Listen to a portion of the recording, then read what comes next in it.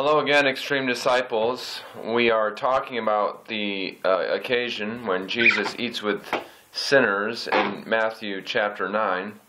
And Monday I talked about what it would mean, or at least I gave the Pharisaic perspective from this passage, and how leaders tend to not want to eat with sinners because they're worried about what people will think about them.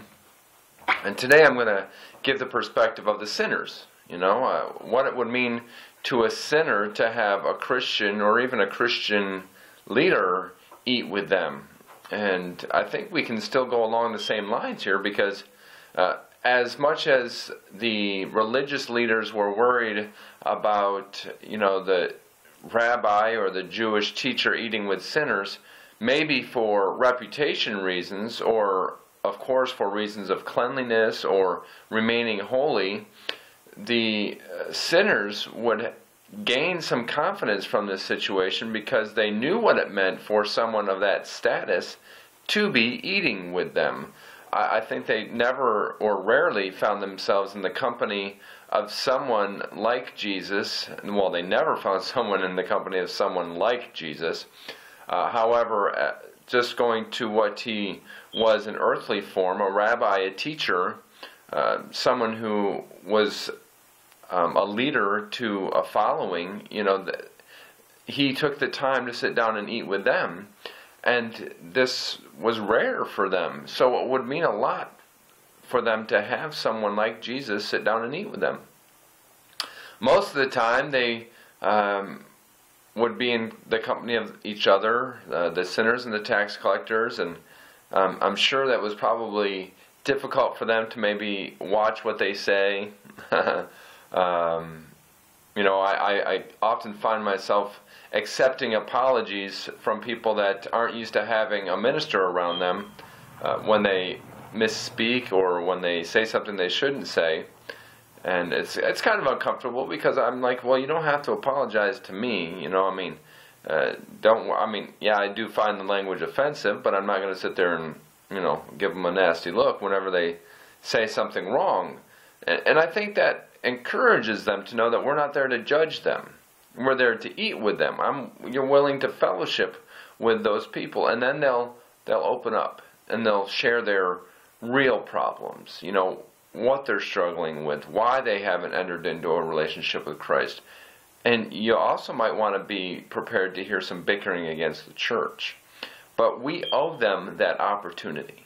We owe them the opportunity to get out what it is on their chest, so they can remove those barriers that's keeping them from entering into a relationship with Christ. And I think if they see us caring for them, and not just in a superficial way, not just, well, we'll show up and we'll drop them off bagged lunches and leave, and not sit down and actually eat with them, that's kind of the superficial way to do it. It's like, well, here, I don't want to touch you, but I want people seeing me care for you. That's kind of the superficial way of doing it. But I'm actually going to sit down and eat with you. I want to take the time to listen to your problems, and that had a huge effect on people. I mean, look at the people that were following Jesus and the crowds that he drew, not only because he healed sick, but he was willing to be in the company of anyone. And those are the people that people want to be around. Someone that they know is not going to judge them, someone that they know that they can have confidence in, someone that they know will keep certain conversations confidential. That's what we need to be. We need to be encouraging the sinners to open up to us, not creating barriers between us and them. And that's what Jesus did. He came to heal the sick. It's kind of like a field surgeon in the military, or someone that goes from person to person assessing their wounds to see what's wrong with them and caring for them. Instead of having everybody carried to the doctor, maybe every once in a while the doctor's got to get out there and care for the wounded. And Jesus did say he came to heal the sick, not the righteous. Well, we need to go find the sick. And the sick, I'm telling you, if a doctor showed up to the house of a sick person, the sick person is definitely going to tell the doctor what's wrong.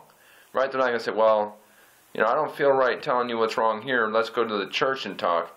No, they're going to actually be more open to the doctor. Say, well, since we're here, I've also got this toothache, and my ear's been twitching, and my back spasms, and whatever it is. If the doctor's in their house, they're going to be more open with them.